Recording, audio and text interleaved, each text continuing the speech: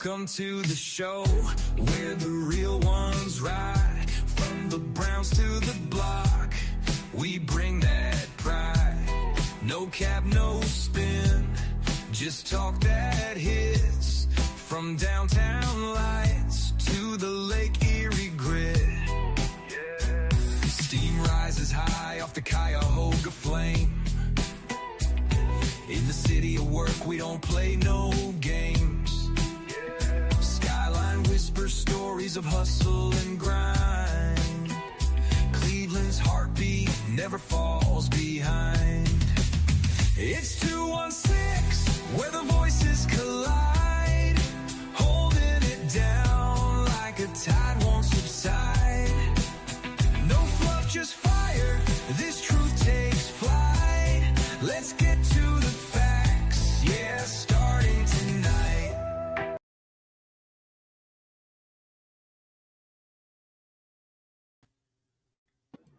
Welcome to Let's Get to the Facts podcast. I am your host, Doss. I am here with my man, Coach Shot, like we do every Monday, 7 to 8 p.m. Eastern Standard Time. You know we got a lot to talk about today, Coach. We got a lot. Hey, look. I was going to come on the camera with this. I was going to do it like this, Coach. You already know. You know what time it is, right? Congratulations, Coach. Yes, sir. Hey, man. So, before we get started, I got to throw out the sponsors. Let's Get the Facts podcast is sponsored by No More Struggling Entertainment, the original Bonus, and OPM Clothing Line. What's been up, Coach? We was off last week, man, so we ain't really get the chance to, chop it up about the national championship or anything, but what's going on, man? Not much, man. Just well rested, ready to go. Ready to get at this, man. Yeah, man. We had a crazy, crazy little 2 weeks. We had the national championship game. Mm-hmm. We had the NFC Championship, AFC Championship game. What'd you think of the national championship? I know you watched it, even though you said you wasn't gonna watch it. I watched some of it. I was watching it because I wanted to see how the IU quarterback did against Bain and them. It was a good game. It was overall a good game. It went how I thought it was going to. I knew Indiana was going to win. It went how I thought it was. It was Fletcher. Them young cats from Miami's a dog. It's funny because I'm looking at all these players. Majority of them Miami. Like Fletcher was signed as a Buckeye. Yeah. Malachi Tony was going to be a Buckeye. So was JoJo Trader. But, they ended up staying with the U. You came, played a good game, played well. I really think some of those old guys need to get off the sidelines, though. But, they played good. Okay. So what did you think of Mendoza? He played well, but I'm still not sold on him. I'm just not, he did what he's been doing all season, which is playing great ball. I know he's gonna be the number one pick. I don't want the Browns to go get him. That's it. No, most definitely not. I don't think the Browns are gonna go after him. And I'm gonna say, I don't think he played well in the national championship game. However, I think he showed everybody that he is capable of being a first-round draft pick. Yeah.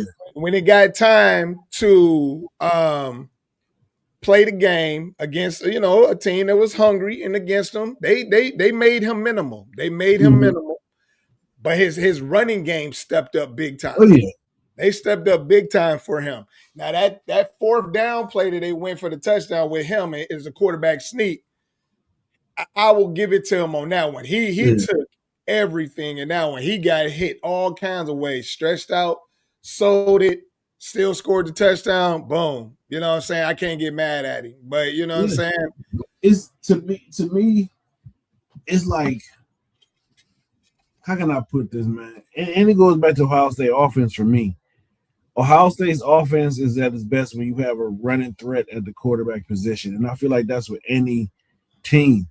If you got a quarterback that can, because I ain't gonna lie, sometimes everybody, people gonna be covered. You got that quarterback that's gonna, use his legs to get that first down or pick up them 5 yards or whatever yards may be. I think that's very, very key to anybody's offense. And I feel like nowadays, if you just have a quarterback that just sit back in the pocket, I don't really think that's good. These edge rushers are very great. Yeah. You know what I'm saying? Defenses are way greater than what they used to be. So I'm, I like that. Like he used his legs, you know what I'm saying? Which is, I feel like that's needed. And it's going to have to be needed in the NFL because that's it. Yeah, I mean, what he's supposed to do. Yeah, it is what it is. So you know what I'm saying? I was disappointed, obviously, being a Hurricanes fan, but you know what I'm saying? Like Carson Beck, right? Yeah. Okay, so my son and I, we usually butt heads on football and shit, but we, you know what I'm saying, watching this game, I said to him, I don't understand as a quarterback, why would you think to underthrow the ball when your man is sitting in almost part of a triangle? He's covered in a cover two. Yeah. He's really. So why would you throw the ball underneath? If anything, you throw it to the back corner of the end zone. So either my receiver make a play on it or nobody makes a play on it and we live to play another down. Yeah. I don't understand, like, you being a veteran quarterback in college for that many years, you should have known that. That to me was really, really surprising to me. But that's I mean, I look at like this, Carson Beck was gonna do Carson Beck. In my eyes, like, okay, at some point in time, it was gonna happen. It's like it happened. Let's just say, start the season, they started out great, then they hit that little rough patch, right? You know what I'm saying? And that's all. His play went down, threw more interceptions. Then when they started winning games, he was mistake free, right? You know what I'm saying? He played mistake free, but that's the thing. Carson Beck got to stop himself from doing Carson Beck shit. Man, that's true. I you know what I'm saying? I was happy with my Hurricanes with, how they got to the national championship because everybody wrote them off. Yeah. And they played the number one team harder than anybody actually expected them to. Mm-hmm. So I was cool with that. So, it is what it is. Yeah. All right, let's get into today's topics, man. And the first topic we going with, Seahawks going to the Super Bowl. That's what, look, I need y'all to understand something. I need y'all to understand something. Coach said the Rams was going to take it all. Mm-hmm. When I tell y'all that hurt my feelings so bad, I sent him the meanest emoji I could possibly think of. Like, what the hell are you talking about? You don't shit on my squad like that, man. Coach, I first off, I did it to fuck with you because I seen everybody else's comments. They was all Seahawks. I was like, I can't be the one nigga that like just Seahawks. I'm gonna fuck with Coach real quick. But no, like I told you earlier, like I watched it. I was rooting for both teams, which is hard, man, because I like both of them. Both teams got ridiculous offenses. Both teams got ridiculous receivers, a well-rounded running game, good quarterback play, and nice defensive play on the other side of the ball. If you look at them, they're literally built the same exact way. Built the exact same because JSN for the Seahawks is Puka for the Rams. And so Devontae Adams is Cooper Kupp. Yeah. So I see it all. I mean, the better team won yesterday. Shout out to Sam Darnold. I thought he was a bust. He played his ass off this season. Hey, man. And my dude JSN, man, I don't know. Has there ever been a receiver that's win MVP? Not since Jerry Rice. Because he needs to, I'm sorry, he's MVP. So we actually gonna talk. That's actually one of the topics I wanted to talk about later on. But so hold on real quick, Coach. I gotta step away. Hold on. Oh, okay. I'll talk to the people. All right. So look, y'all. Hello? I'm gonna tell you flat out. I was panicking.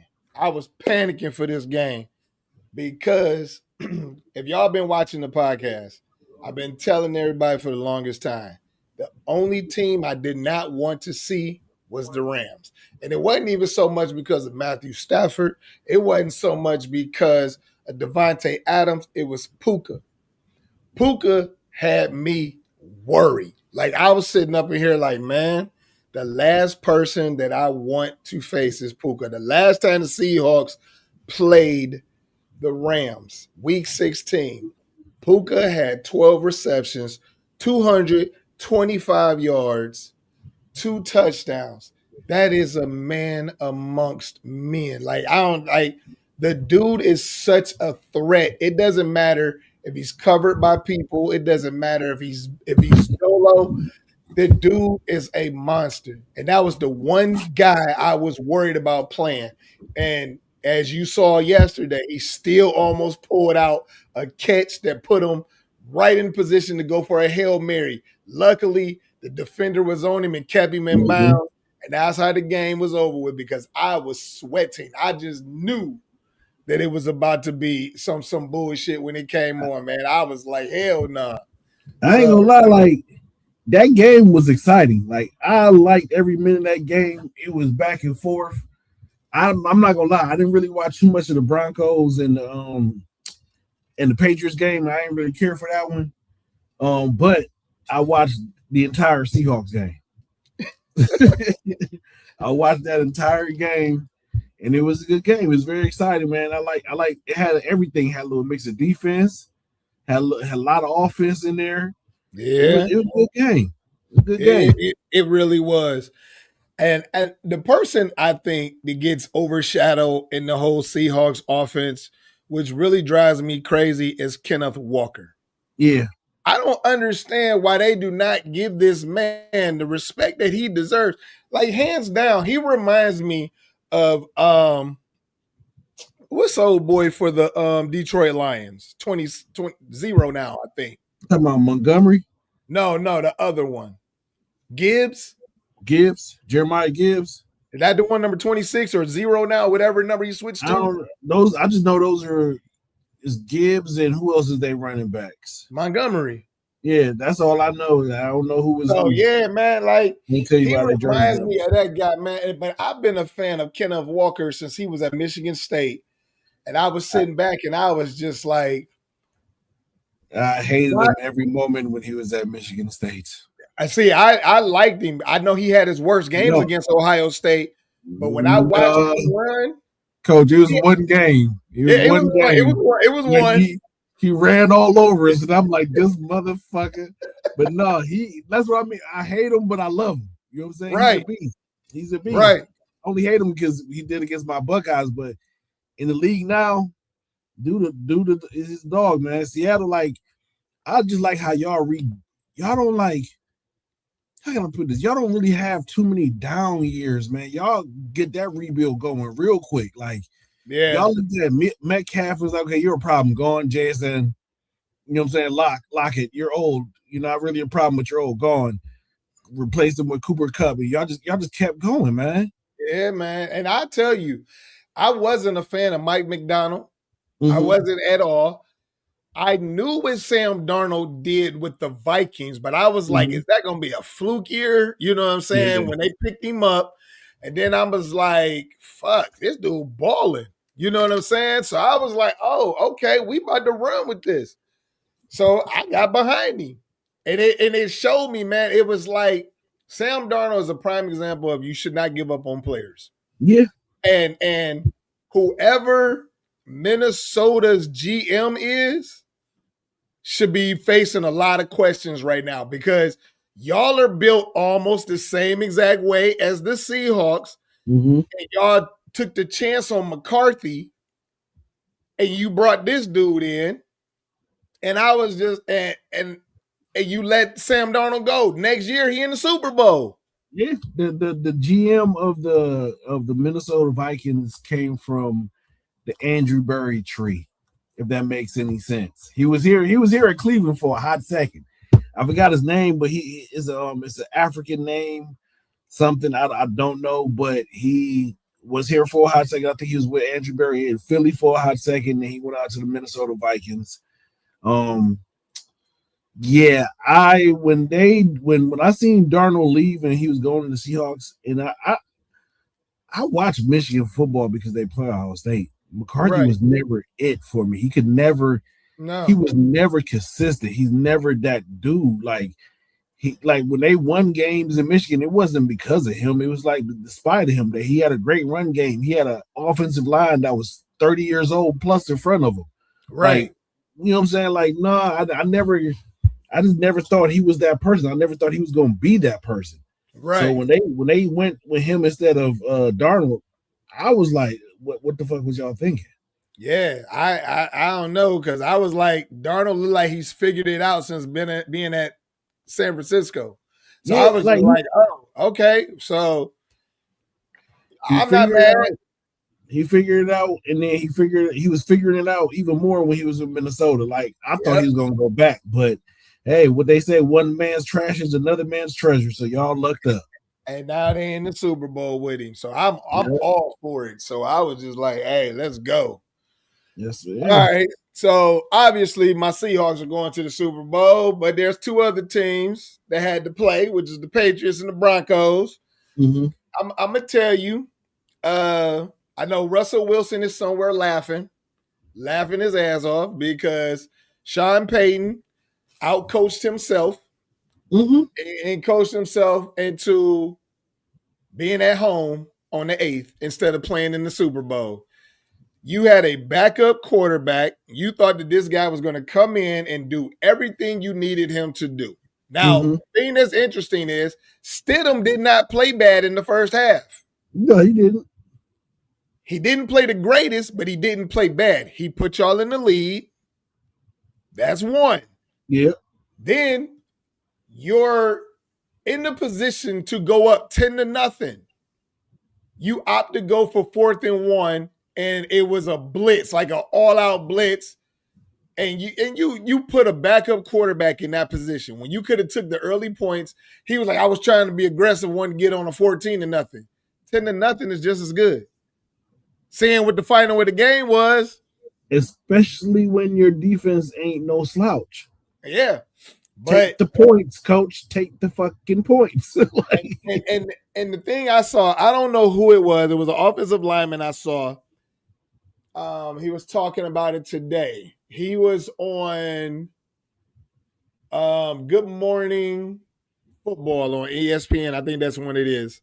Okay. And he said, as an offensive lineman, y'all should be ashamed of yourselves. Y'all put him in harm's way.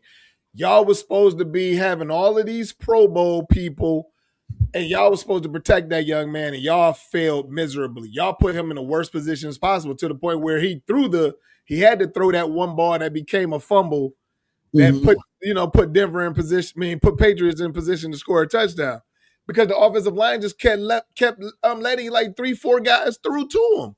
They looked like the Browns' offensive line. And then when that weather got bad, he stood no chance because his receivers acted like they weren't from Denver. His running backs acted like they weren't from Denver. The offensive line acted like they weren't from Denver. Like they don't know that they play in the snow. Like the snow is like it was terrible, man. When I was sitting back watching that, I was like, you gotta be kidding me. You gotta be kidding me. I'm not gonna lie, that's when I stopped watching the game. Was when the snow came because I'm like, I'm not watching this. Like, I'm sorry, I stopped watching it because I knew what was gonna happen. It was gonna turn into a defensive battle. You know what I'm saying? Nothing was gonna happen from there on out. And then I think I watched it. I really stopped watching when the kicker missed the field goal. Oh no, that's when I was like, yeah, I'm done. Yeah. Then the next one got blocked, so it was like y'all like. But had you took that 3-point kick at the very beginning, your ass would be going to the Super Bowl, or at least would have played for overtime or something. At the least. The Denver Broncos gave up in the snow, which was the weirdest thing because they're the snow team, and they just got outplayed and they lost 10-7. That one is gonna sting.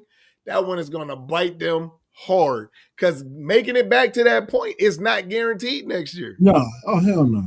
So man, that shit was it was real interesting to see, and I was really disappointed in the Broncos because either way would have went for me because it would have been a rematch for either one, the Broncos and the Seahawks. I kind of like the Broncos and the Patriots because I like either matchup against the Seahawks. So just moving forward, man, I was really disappointed in that whole situation. So this is where the next topic. So Sam Darnold goes from bust to thrust. He got the thrust up that national championship, or not the national championship, but the NFC Championship. Yeah. Look, man, I can't. I'm gonna say it again. I did not want Sam Darnold. I was dead set against him, even though he balled out with Minnesota. I thought we was gonna have a relapse. Mm-hmm. So man, my man took us to the Super Bowl. That's all I got to say, man. The man took us to the Super Bowl. I was wrong, and I can own it because he led my squad the way he needed to. Yeah, he definitely went from a bust. Because, like I said, I thought he was a bust too, man. Man. And he progressed on every team that he went to after. Where did he start with? Carolina. Well, he left New York because he was a bust in New York. Then he struggled at Carolina, which was another terrible mix because him and Baker were there at the same time. Yeah. And then they both went to Cali teams. Yep. And then they both figured it out at the Cali area, and then they went off to do their own thing. Yeah, I mean, hey, he matured, got better, and listen, man had a hell of a season, man. That's all I can say about him. My cousin just said F my QB. He a hater. He a hater. You a hater, cuz I don't even get out of here. I'm gonna block your ass today. So yeah, man, it was crazy, man. But all right, so let's talk about this other news that came out today. And I don't know how you feel about this, coach, but and I'm gonna say it. Mm-hmm. I am a Shador supporter. Mm-hmm. 150%. Yeah. 150%. I'm a Shador supporter. Psych Nurse Diva, you gonna hate this. Because I know you just put on here, our quarterback is going to the Pro Bowl.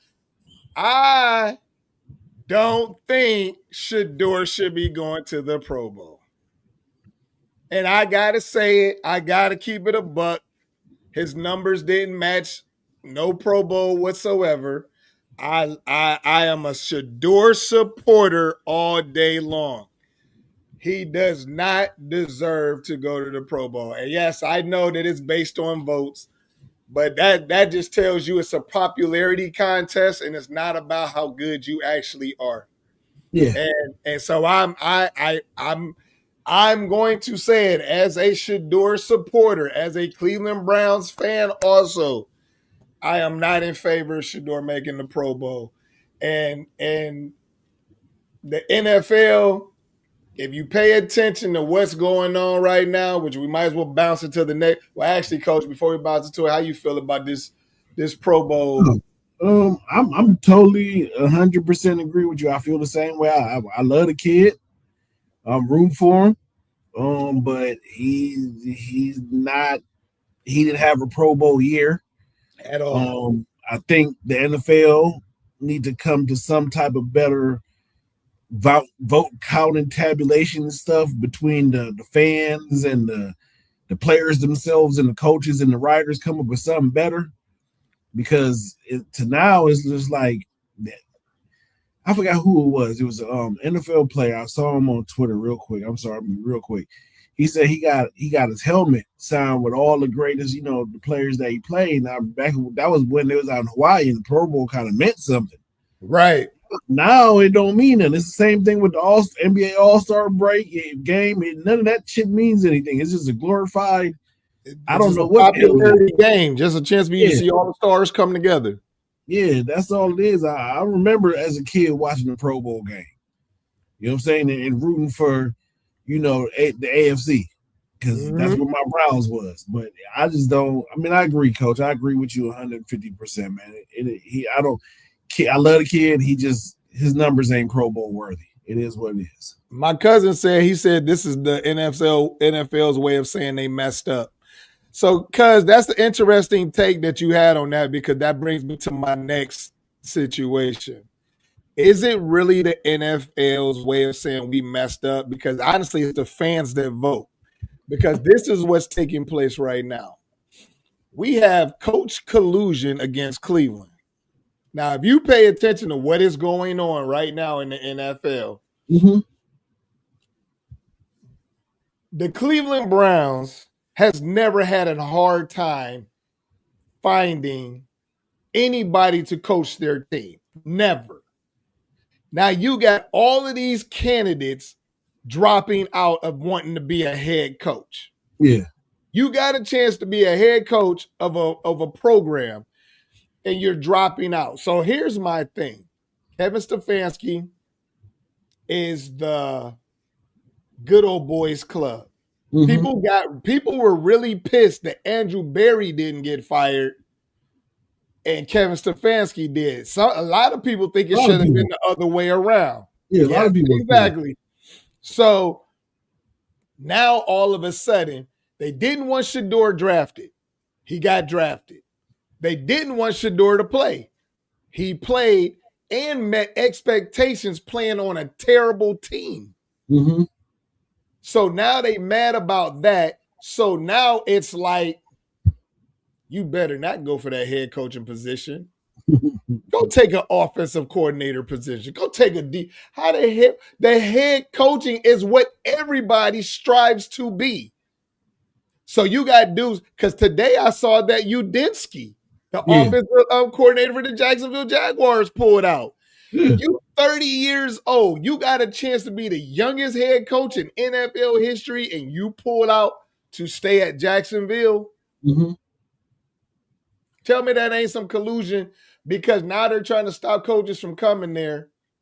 I mean, to me, it might be some collusion, but also look at this too. Like once I heard their hiring process or their interviewing process, I'm like, what the fuck? And then it's like, also, Coach. Go into that though, Coach. Go into that, because I heard some weird shit about that too. Yeah, so they want you to write an essay. They want to take a personality test. They want you to it's like a whole format. Like, I know there's an essay in there. I know there's a personality test in there. There's a few other things in there I forgot. I wish I'd have wrote it down, but it's a lot. And it's like for interviewing of a job. Yeah. I'm like, you taking a personality test, and then it's like the analytics is like looking for, somebody to fit within that thing. And I think the analytics department within the Browns has gotten too big. Even though D. Podesta's gone, you still have his leftovers in that department that they build, and they're running too much off of analytics. And I think most of these coaches are football coaches. They not on that analytics.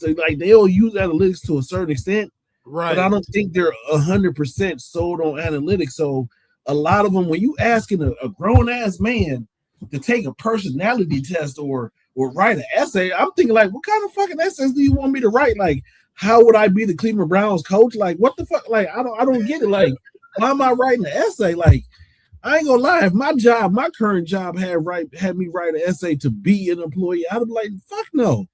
Right. I'm not doing that shit. Like, I'm not writing no essay. I'm a grown. Like, that shit is stupid to me. So I think to me, it could be a little bit of both, Coach. I think it could be coaching collusion on the NFL part, and also it's because of what the Browns are asking these coaches during the interviewing process. And to me, it's like, I'm cool, but from what I'm hearing, this is Jim Shorts, Todd Monken, and the dude that they interviewed today from the Rams. From the Rams, it's an offensive coordinator, right?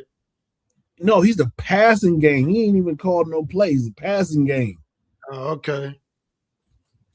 But he's a black guy, and they finally today, interviewing him, they finally was able to meet their, the Rooney Rules thing, because they interviewed him and somebody else. But my whole thing is this: like, all this discussion about the Browns and the Rooney Rule and all this other stuff, I ain't seen other teams interview too many black coaches, or maybe I ain't hear of them. But I'm like, Nah, because ain't nobody interviewed Morris yet. No, I didn't hear nobody interview him. Man, and then they got to stop with Mike McDaniel. I know they talking about he might be black. I don't see it. I know that he might be octoroon or whatever, but y'all count him in the black category right now to be as foolish. I'm just gonna be all the way honest. So listen, Psych Nurse Diva says she agrees with the way they're doing, the way they're asking to take the job. Yeah. And then she says they are rebuilding the organization and do not want to waste their time with what they just terminated. That's true. It's but true. And my cousin says they're looking for a computer to be a coach, not a real coach. Well, you know what? Y'all might have to go holler at Elon and go get him to do a Grok Coach 2.0 shit. I don't know, because it ain't going. Analytics, I get it when, especially when it comes to baseball. But this is football. It is a lot of human element, and I mean, listen, I get it. I'm just not. I ain't 100% sold. You can't tell me, oh, yeah, in this situation, go for it on 4th and 1 instead of kicking the fucking field goal. I'm gonna take the fucking points. Okay, I'm gonna take the points. That's the type of coach I am. So Confident Lady says no one wants to deal with AB or the Haslams. That might be true. And I don't understand why AB is catching all of this slack. I know we went through all his draft picks and all of this other stuff. Mm-hmm. I get all of that. But what I am not going to sit back and just say, man, like, it's up to the coach to coach the talent. It is up to the coach to coach the talent. I don't want to hear, like, you know what I'm saying? Like, I don't like it, man. Like, the draft is a shot in the dark. Yeah. First round draft picks have been busts. Yeah. So the draft is a shot in the dark. So if you get players, it is up to that coach to develop those players. Prime example, Sam Darnold, Baker Mayfield. The top picks, on the verge of being a bust, and the coaches don't like them, so they're not developing them. They get to certain spots, they turn around and they get really good coaching from specific people, and then they turn their careers around. I don't understand why AB is catching so much slack for that. And I'm gonna stand 10 toes down on that, man. I'm not for everybody trying to put that blame on him. The coach has to get that team ready to play football. You got Myles Garrett, the #1 defense. You come with a goddamn offensive game plan that fits your talent. Don't make your talent fit your game plan. You might have to revamp. You might have to change some things up. You had Baker Mayfield. He's a spread quarterback. Shedeur Sanders. He's a spread quarterback. Deshaun Watson. He's a spread quarterback. Like, you have these guys. Jameis Winston, spread quarterback. You had all of these spread guys, and you're trying to force them into a play action offense that doesn't necessarily work when you don't have the pieces. Yeah. My question, though, Coach, I know everybody pointing the finger at AB and they wish he would have been gone too. But given the fact of knowing how much deep Podesta Analytics ran that team and that organization, who is to say that Analytics did not who is to say Analytics did not have a lot to do with who we drafted and where we drafted them? And you could be right on that, you know Coach. I'm not gonna knock that. But here's why that analytics stuff is bullshit. Yeah, I know. Here's the reason why analytics is bullshit. College football. Yeah. For years, we listened to computers tell us who should be in the national championship game versus a tournament. When you make the dudes get it on the field, play it on the field, because what the computer cannot do is determine the play on the field. It can't determine that. Okay. So the game has to be played on the field, no matter what the situation is. So that is why the analytics is wrong, because put it on the field, and it's up to the coach to develop what is on the field.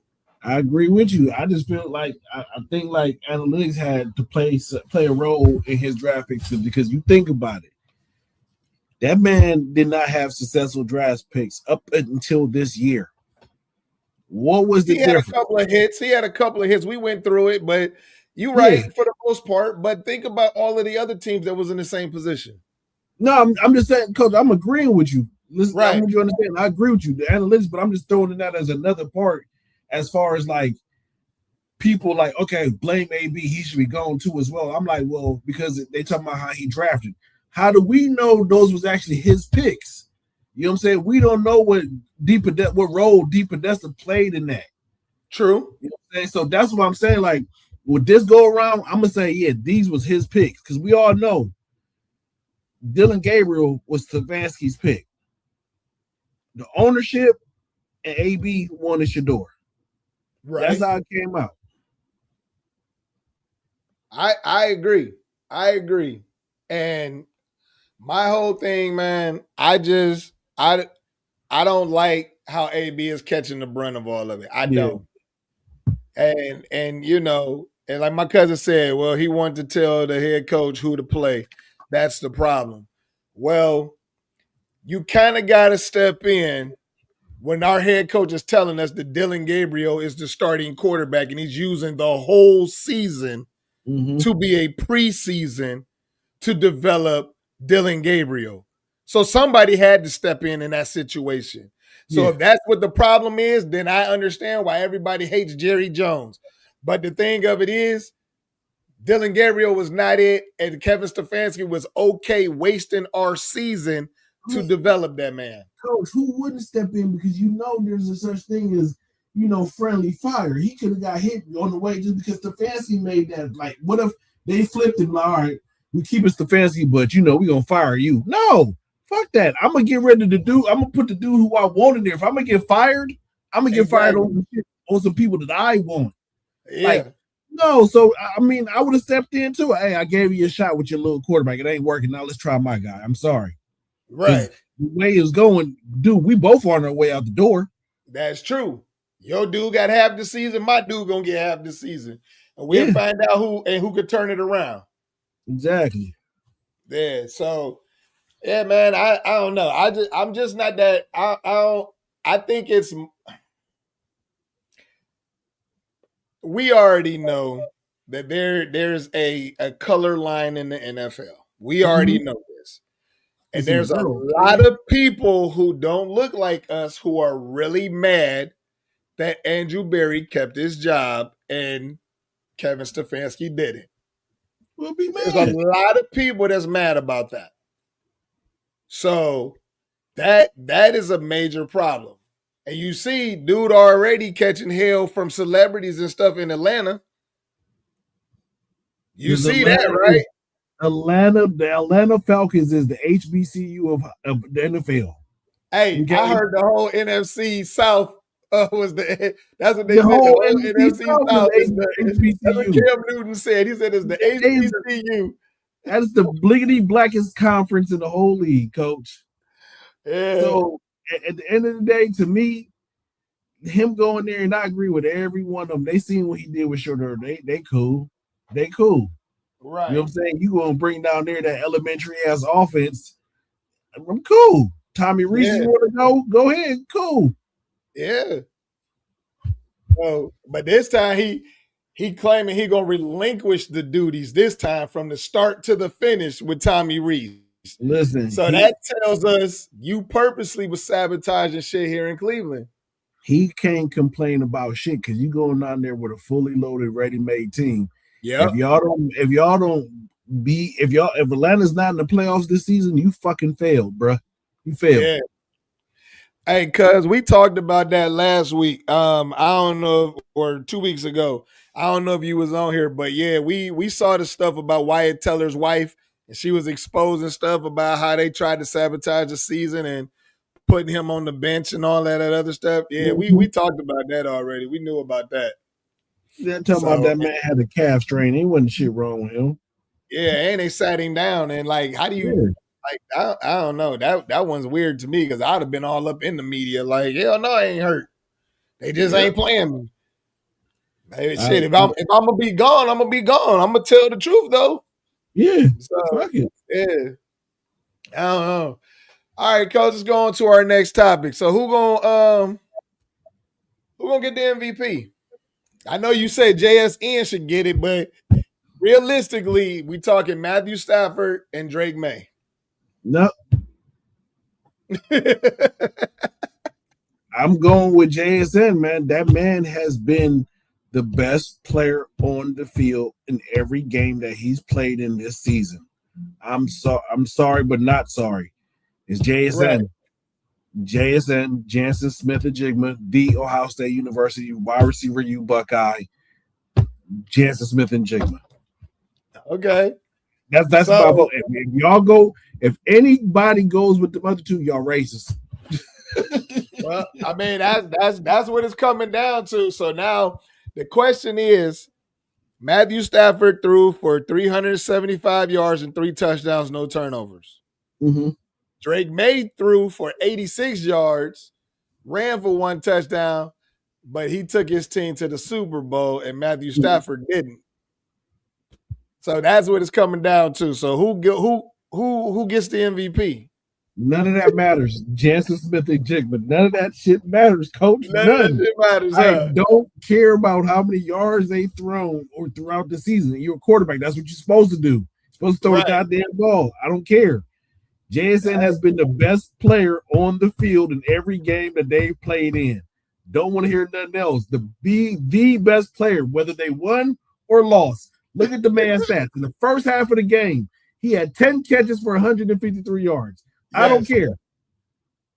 So my cousin said nope. I wonder what he's saying nope to. Like if he's saying nope to the quarterbacks or if he's saying nope to JSN. I'll wait for him to respond on that. I understand JSN is not going to win it, but at the end of the day, he's been the best player in every game he played in. Yeah. Like, I'm sorry. Like what receiver? Look at his numbers. Like, dude, come on, man. Yeah. Come on. He put on a show last night. He put on a show. The one-hander, coach, the one-hander. Oh, that was beautiful. And you know it was so crazy? Maybe wins because he's a QB. Oh, okay. He's saying Drake May. He might win. Look, he caught that ball with his fingertips like this. Like he still didn't have a full grasp on the ball. And the dude was slapping on his arm going out, and that ball did not budge on that man's fingers. It was crazy. I was like, oh, I'm with that. The best. So my cuz think Drake May gonna get it because he won. Because he's a QB. That sounds right. I listen, I'm not going against your cousin on that one, but Jason is the best player, man. Hey, I'm not doubting you. I'm not doubting you. Yes. You know who was on the path to becoming an MVP, and then they just had a complete collapse, was Jonathan Taylor. Yeah. And then they just started out the gates very high. Yeah, man. So that shit was crazy to me. But I think they're gonna give it to Drake May because my cousin said he had stickum on his hands. Listen, so I pulled up his regular season stats, right? 119 receptions, 1,793 yards, 15.3 yards average. He had his longest, and 10 touchdowns. Almost 2,000 yards as a receiver. You tell me what receiver who done did that. How many yards did he have? 1,793. Oh, wow. Okay. That's the season. So, you know what I'm saying? Like, you tell what receiver got close to 1,800 yards? Ever. No. Okay. He almost, if you include what he's going to possibly do for the rest of the playoffs, he might even go over 2,000. Hey, this ain't one of my topics I had, but I'm gonna throw something out here that I think is we didn't get a chance to talk about this last week. I think Josh Allen threw the last game against the Broncos. I think he threw the game. If you watch the way that game was played, he played horrible. He had what, 5 turnovers, 3 fumbles, 2 interceptions? It should have been like 6 or 7. But look, think about it like this though, Coach. Mm-hmm. I think Josh Allen knew that he was going to get Sean McDermott fired. I don't know if he did not like Sean McDermott or whatever the situation is, but I think he knew, because think about every single year. Every single year they've been to the NFC Championship game, or they've lost the game before the NFC Championship. Yeah. Okay? How many times have you ever seen Josh Allen crying? That was the only time, because honestly, it was his fucking fault. Because he knew, think about it. I watched that game, and I watched that game closely. Yeah. You carrying the ball loosely. You're careless with the ball. You're not even trying to run. There was plenty of running lanes, and instead you trying to force the ball in instead of taking off and running. You're known for running. You're a running quarterback. And you didn't try to break no runs in that whole game. Mm-hmm. I think Josh Allen might have been in on something. And that's the reason why that man was crying. That man has never cried after any of those championship losses. He was balling on this one. Yeah. Because I think he was in on the fact that a coach he had for a long time, but I think he knew something was coming. I don't know. Whoever put this way, I would like for the Browns to interview McDermott. I'm not gonna lie. Oh, most definitely. You know what I'm saying? Like, I would love for that to happen, but my whole thing is this, Mr. Josh Allen. If that's what it is, who's to say the replacement is gonna be any better? You know what I'm saying? As of right now, these candidates ain't looking too good. So Mike McCarthy went to the Steelers. I wanted Mike McCarthy. I know there's a lot of people that don't like him, but shit, he gonna get you a winning record. He gonna get you to the playoffs. What y'all do with that moment and shit, that's on y'all. But you know, yeah. So yeah, man, I don't know, but that was something I wanted to talk about last week. I didn't get a chance to because obviously we didn't do the show. Yeah, but Vegas called who? Cause I don't know who he's talking about. I think he's saying they called Josh Allen. Yeah, man. Hey, that thing that you sent was real interesting when they was talking about all of the trades and stuff that could happen. Yeah. When I saw Lamar Jackson in the Raiders uniform, that was crazy. I was like, oh, like with Ashton Genty, the young version of Derrick Henry. Yeah. Ooh, man. Crazy.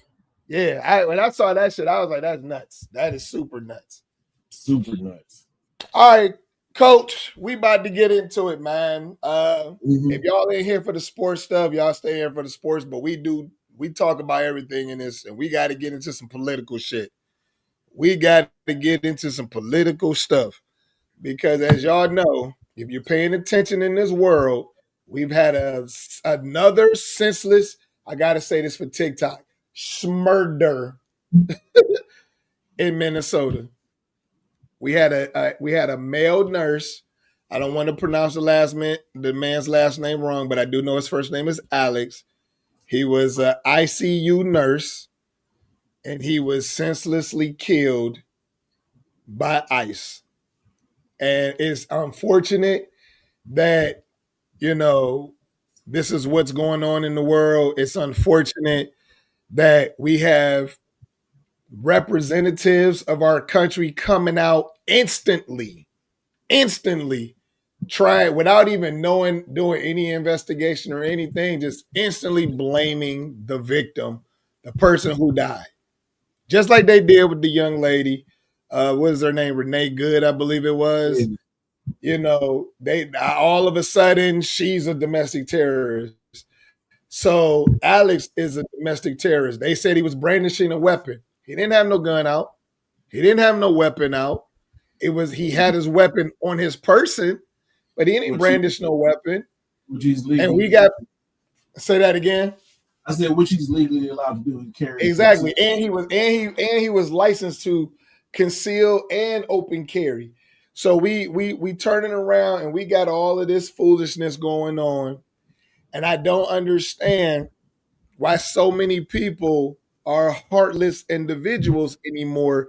And they're instantly coming out here and just saying that this man was brandishing a weapon when you can see on video it didn't happen.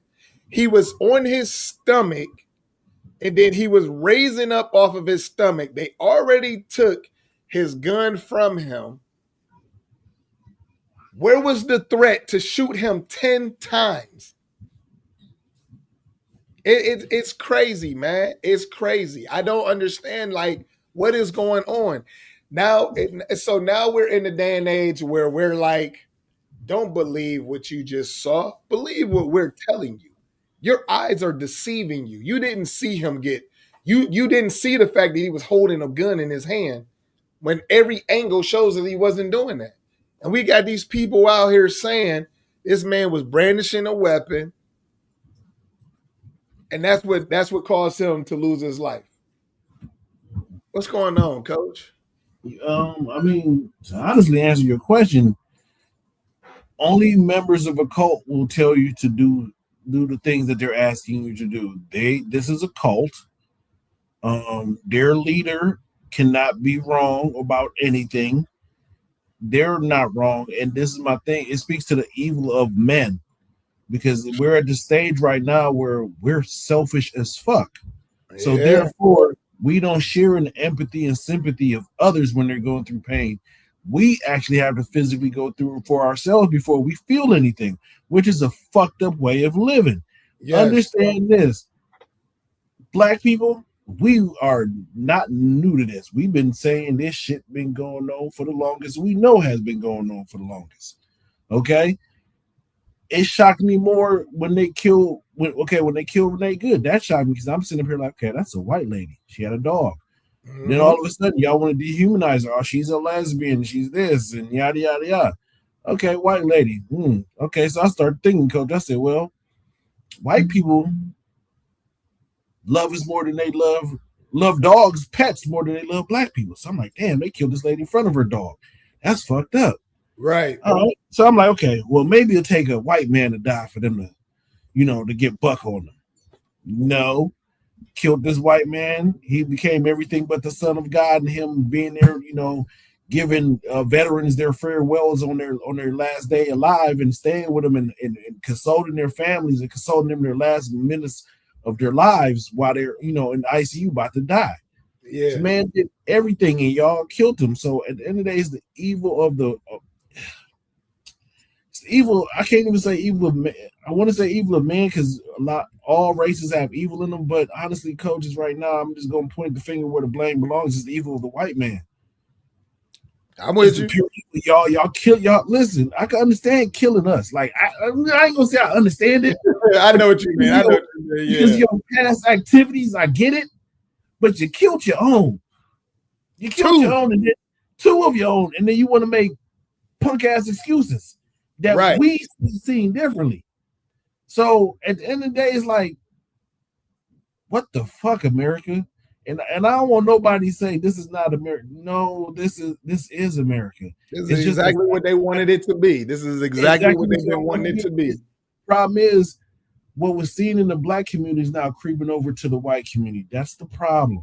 Yeah. Y'all are now dealing with the shit that we've been dealing with since y'all done took us and brought us over here. So it's sad, and I feel the pain. I empathize with y'all, but welcome to being niggas, man. Welcome to our world. Yeah, unfortunately. I mean, it's just crazy, man, because here's my thinking. Powers that be is not going to figure it out until here's the perfect way to put it. Pressure bust pipes. Mm-hmm. and ice melts with heat.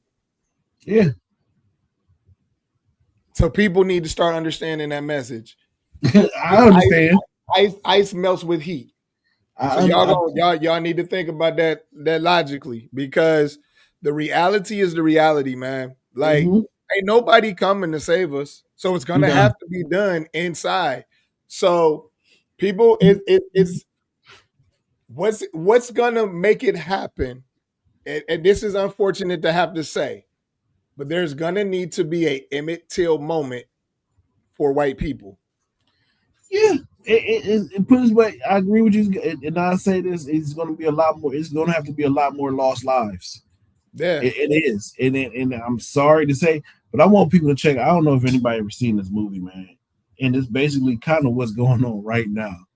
Go check out that Civil War movie, Civil War on Netflix. Yeah, Civil War, great fucking movie. Kind of tells about what's going on, how journalism flipped. You got people on one side killing the other people on the other side. Americans is bad and this America's good. And I remember one point I'm watching the movie and the dude was like, yeah, I'm American. It's like, yeah, but what kind of American are you? What kind of American? Yep.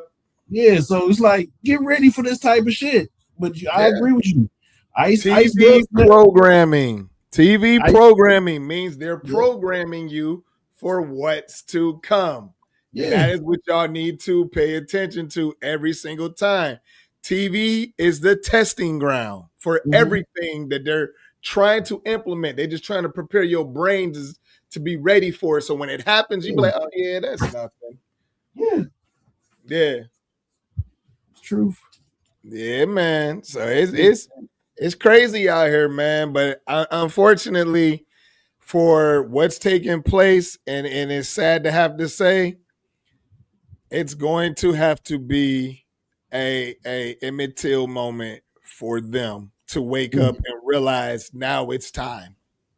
That's what's gonna happen. Yeah. Now, they said, okay, do you ever watch that movie Leave the World Behind? Oh yeah. So I gotta rewatch that because somebody was saying on TikTok, they were like, you gotta watch that movie now. They said, watch it with what's going on in the world today. And then watch it closer. I gotta watch it closer now. Listen, the three movies that are basically what's going on today: Leave the World Behind, Civil War, and Don't Look Up. Yeah, those movies are basically, to me, they're the guide to what's to come or what's happening right now. Yeah. Okay. Yeah. I don't know. It's a crazy one too. Yeah. Yeah. Because my algorithm right now is showing a lot of shit about the 1% built, the United States took $3 trillion to build an underground bunker and all this other shit. So, underground cities, everything else. Yeah.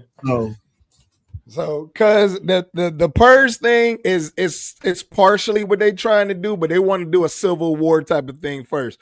What people not understanding, and I said this on here, Coach will vouch for that. I said this on here a long time ago. What people need to start paying attention to is that Donald Trump and his administration are trying to create two things to happen: a civil war and World War III. And the reason why they're trying to push it, and if you pay attention, their gas pedal is on fast. Because the primaries, the midterms, are coming up in November. So if he can get a war to spark by then, he can delay voting. So he can stay in office and he can remain in power. So he can stop voting. The thing is, Coach, I would say that, but I would say he would have to start a war on American soil, because you think about it this way. And he's trying to. It's been voting done during other wars. Think about Iraq and all them. That shit still went on. They still voted. So I think his best bet is to start one on American soil. And that's what he's trying to do. Like I said, two wars. Yeah. To prevent us. Yeah. Exactly. All right, Coach. So we down to our last minute and a half. So, we're going to go ahead and get through our favorite part of the show, which is get it off your chest. Got anything you want to go with first? Yeah. I'm going to go real quick because I just seen this shit came across my phone. Uh-oh. Nicki Minaj. Nicki Mirage, whatever the fuck you want to call yourself. Okay, what'd she do now? You just accepted an invitation to be at some Trump's gala, something, and you posted it on what's name. I just want to say this to everybody. These artists, not all, but the majority of them are not leaders, and they're not people we need to look at. Exactly. They're showing their true colors, and it's even down to my dude 50 Cent. He's showing his true colors. At the end of the day, they're in it for the money, just like the politicians. Everything they're money whores. They're just chasing money. So I'm gonna say this, and one of my fraternity brothers has said this. One of our fraternity brother has said this, and I didn't quite understand him when he said it, but I kind of agree with him. The shit all has to be torn down and rebuilt, and we gotta come with the Constitution, but make changes to the Constitution that fit what's going on in today's society, so we don't have to go through the bullshit that we're currently going through. Right. Such as, I'm all for whenever this shit get torn down for whatever we do as far as the House and the Senate, that we only do single issue ballots. What you want to call it? Vote on single issue things. We're not putting a whole bunch of shit together so one shit can get hidden. Yeah, get hidden. We're not doing that no more. You know what I'm saying? Two, get rid of electoral college. That's some bullshit.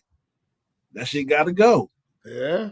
You know what I'm saying? You got to set up. I think I'm not giving no Supreme Court justice no lifelong terms. No, you got a term and at some point you got to go. I don't know what the cutoff would be, but you can't sit there forever because you're old and time is changing. You're just getting older. You're going to be stuck in your old ways and want to relive the old moments.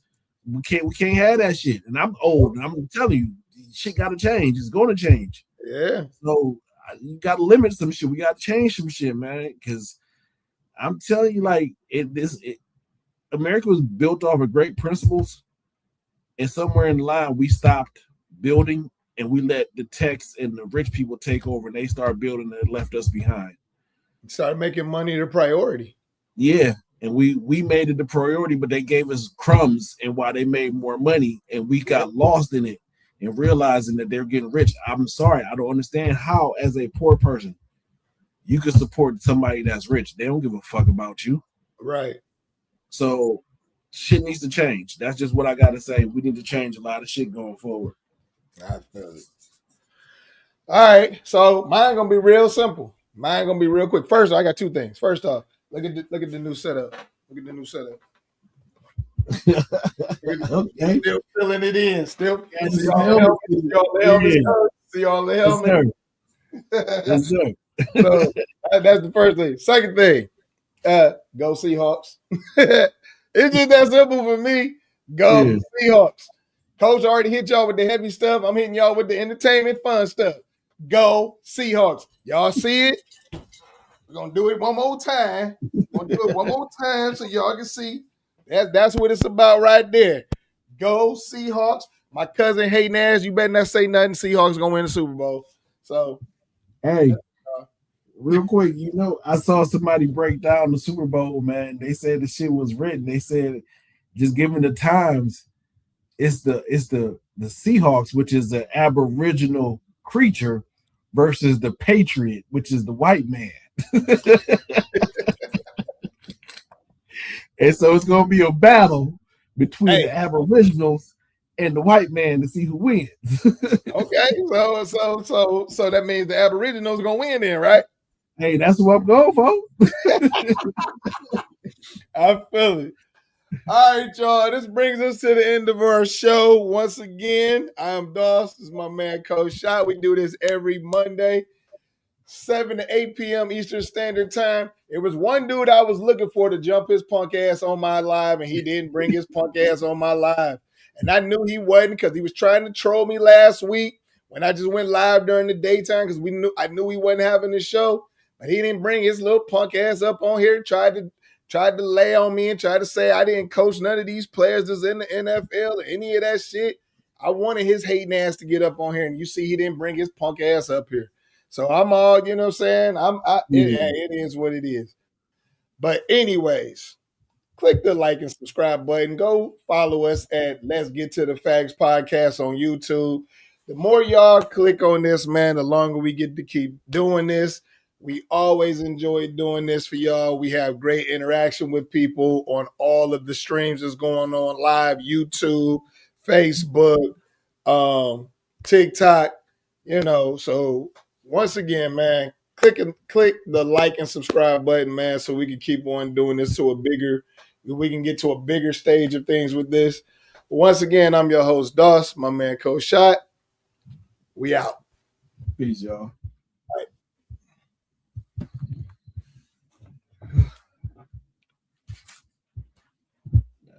Run outside and move these cars.